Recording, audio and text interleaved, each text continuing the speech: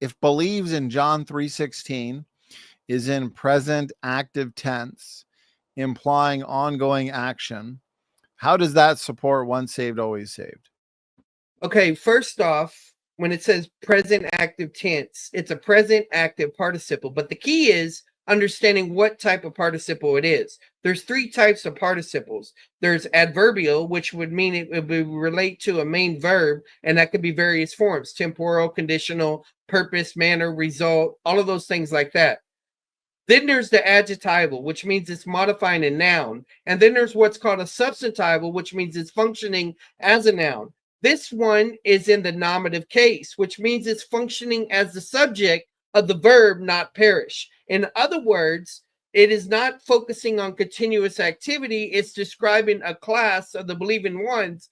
And the way that one enters into the class is by 3:14 compared to one look at the serpent led to healing, one moment of belief concerned salvation, and the basis of condemnation in 3:18 is because he has not believed in the name of the Son. It's not because you stopped believing. So therefore, it does support eternal security, and free grace is the most consistent form of OSAS. Thank you, Charles. Preterist, any thoughts? Yeah, so that's the thing, Charles. I tried to, I don't know if you missed it when I was talking about this. I understood that you were going to go to John 3 and Numbers 21. The thing is, though, that when we look at how the Septuagint talks about Numbers 21, it says, everyone who is bitten when he looks at it shall live. It never said that it was just like hey, they're only going to get bit once, so they only need to look at it once. Again, whenever one is bitten, okay, they look at it.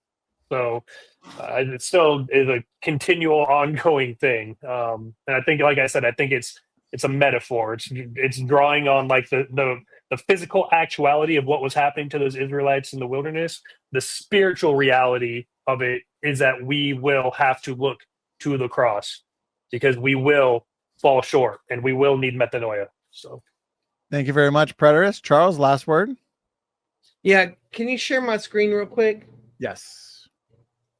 Okay, so notice what he's doing. I've already established that whether you're in the Septuagint or whether you're in the New Testament, when you're talking about Greek tenses, they're not indicating time and they're not primarily indicating kind of action. That is contextually determined. Instead, they indicate verbal aspect. So this is the passage. Now, he wants to talk about the Septuagint, and I'm going to try to do my best to translate this.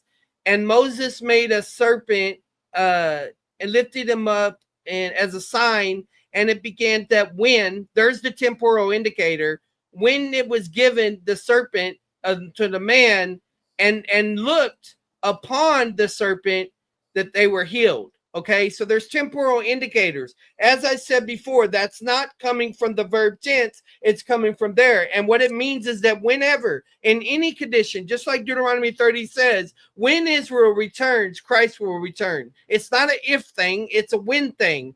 And so this is not changing anything about the argument. So once again, professing you're wrong about the Greek in the New Testament and you're wrong about the Greek in the Septuagint. We're reading literature, and here's the thing about language. Language is the portrayal of reality. It's not a statement about reality itself. It's not just strict historical record. It's written with a theological purpose, and the purpose for the book is evangelism. The reason the present tense is being used there is to bring to forefront the responsibility to believe the gospel. It's not making a statement about continuous. Rather, the action chart or the kind of action that it's talking about is a gnomic principle, because it's generally true, not just in 70 AD, that if you believe the gospel, you will have eternal life.